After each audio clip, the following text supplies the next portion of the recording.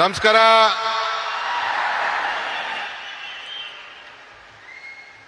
Honorable Prime Minister, the leader of this country, Shri Narendra Modi ji,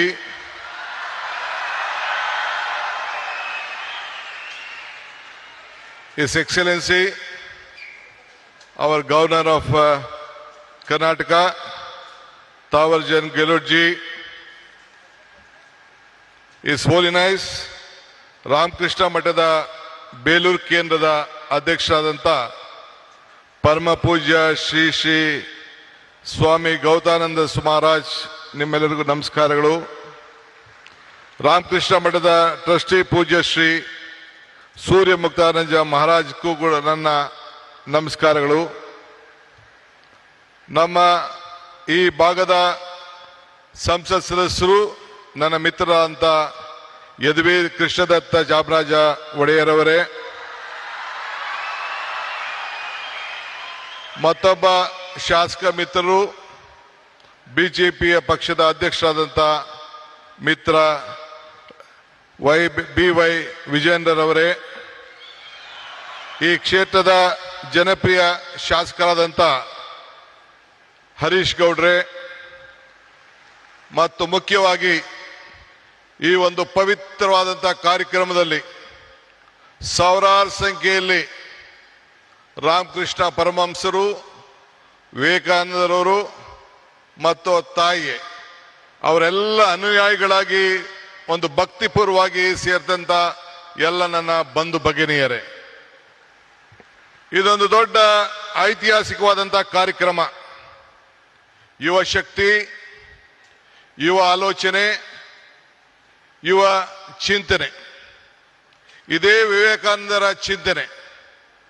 ನಾನು ಕೂಡ ನನ್ನ ಬದುಕಿನಲ್ಲಿ ಇದನ್ನು ಅಳವಡಿಸ್ಕೊಳ್ಬೇಕು ಅಂತೇಳಿ ಬಹಳ ಚಿಕ್ಕ ವಯಸ್ಸಿನಲ್ಲಿ ಪ್ರಯತ್ನವನ್ನು ನಾನು ಮಾಡ್ತಾ ಇದ್ದೇನೆ. ಈ ಹೊಸ ಚಿಂತನೆ ಒಂದು ಬದಲಾವಣೆಯ ಒಂದು ಆರಂಭ. ಇವತ್ತು ಯುವಕರ ಕನಸು ದೇಶದ ಕನಸಾಗಿದೆ. ನಾವು ಇಬ್ಬರು ಯುವಕರನ್ನು ನಾವು ಗಮನಿಸಿದ್ದೇವೆ. ನಮ್ಮ ಯುವಕರು, ವಿದ್ಯಾರ್ಥಿಗಳು ಇಡೀ ರಾಷ್ಟ್ರಕ್ಕೆ ಏನು ಸ್ವಾಮಿ ವಿವೇಕಾನಂದವರು ಕೊಟ್ಟ ಆದೇಶವನ್ನ ನನ್ನ ಯುವಕರು ನಮ್ಮೆಲ್ಲರೂ ಕೂಡ ಒಂದು ಸಂದೇಶವನ್ನು ಕೊಟ್ಟಿದ್ದಾರೆ. ಎಲ್ಲ ರಾಮಕೃಷ್ಣ ವಿದ್ಯಾಶಾಲೆ ಎಲ್ಲ ನನ್ನ ಯುವಕ ವಿದ್ಯಾರ್ಥಿಗಳಿಗೆ ನನ್ನ ಸಾಷ್ಟಾಂಗ ನಮಸ್ಕಾರಗಳನ್ನು ಅರ್ಪಿಸಲಿಕ್ಕೆ ನಾನು ಬಯಸ್ತಾ ಇದ್ದೇನೆ.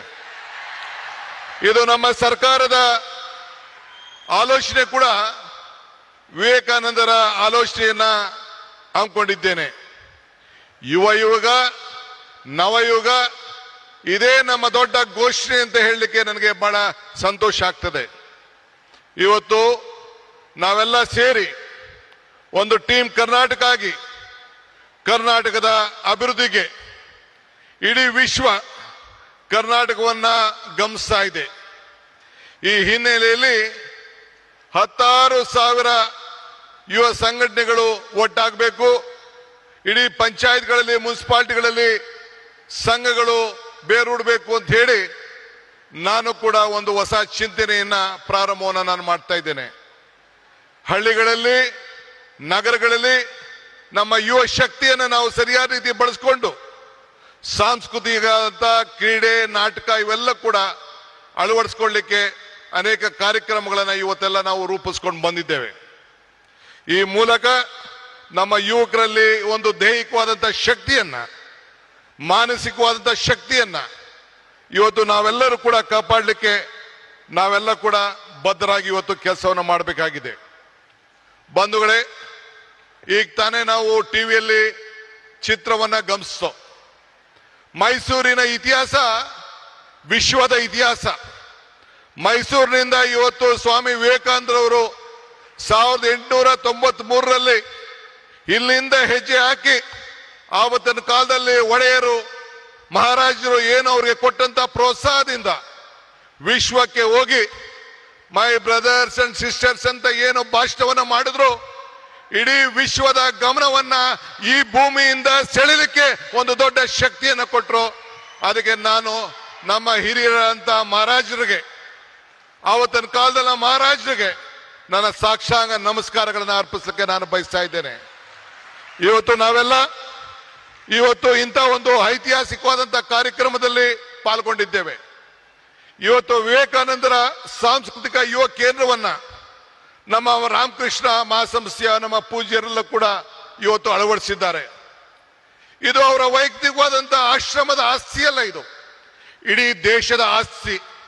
ಈ ದೇಶದ ಯುವಕರನ್ನ ಯಾವ ದಿಟ್ಟಿನಲ್ಲಿ ತೆಗೆದುಕೊಂಡು ಹೋಗ್ಬೇಕು ಅಂತೇಳಿ ಒಂದು ಕಾರ್ಯಕ್ರಮವನ್ನ ಇವತ್ತು ರೂಪಿಸಿದ್ದಾರೆ.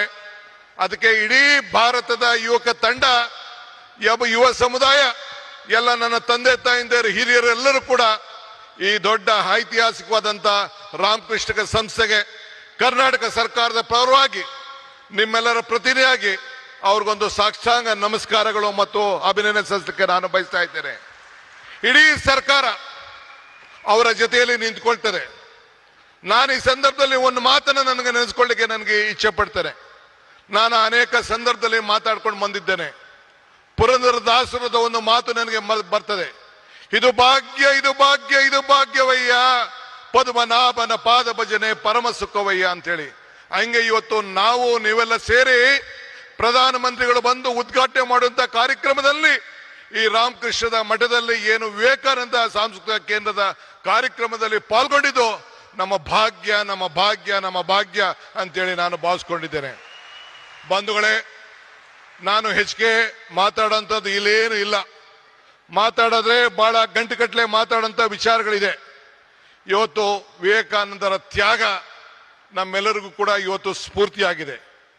ನಮ್ಮೆಲ್ಲರೂ ಕೂಡ ಅವರ ಶಕ್ತಿಯನ್ನು ನಾವು ಅಳವಡಿಸ್ಕೊಳ್ತೇವೆ. ಇವತ್ತು today I am very proud, my honourable prime minister is here for this great event.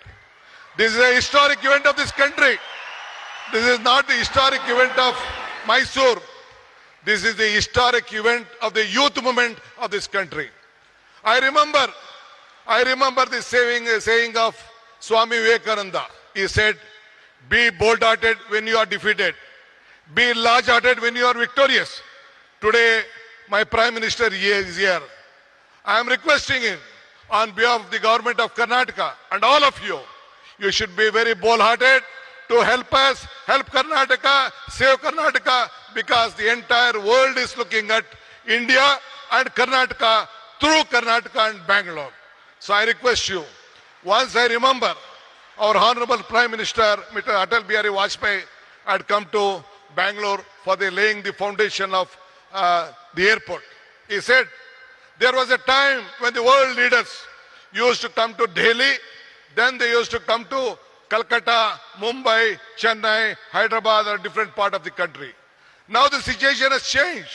This is when Mr. S.M. Krishna, a student of this institution, was the chief minister. He said that Mr. S.M. Krishna was the chief minister. Then he laid the foundation, Atal Bihari Vajpayee laid the foundation of the international airport. Then Mr. Vajpayee said, the situation has come. The world leaders are first coming to Karnataka and Bangalore, then they are coming to Delhi. This is the strength of this great people. Our people are the country. Sir, Prime Minister, sir, you see the weather, you see the culture. This is the strength of this great state. The entire state stands with you. We want to work together. We want to work with the federal state. I appeal to you. Let us all work together. This is great. This is the Sankalpa Bhumi. In this Bhumi, at the time when our Vivekananda traveled in a train in the history, he was traveling the ship along with Tataji. Then Tataji asked, what has to be done? He said, India is poor. This has to be a science city. Then the Tataji asked Maharaja. One day Maharaja gave more than 300 acres of land in Bangalore. That is the Indian Institute of Science, which is in Bangalore. That is the contribution of Maharajas to the science of this country. That is what the Maharaja has given, and Tatas helped us.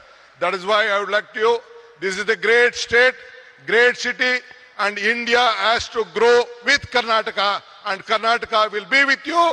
Let us work together, make this country proud. Let us work together. Let us build Karnataka. Let us build India, a strong India. Jai Hind, Jai Bharat, Jai Vivekananda, Jai Ram Krishna, Jai Mata. ಎಲ್ಲರಿಗೂ ನಮಸ್ಕಾರ.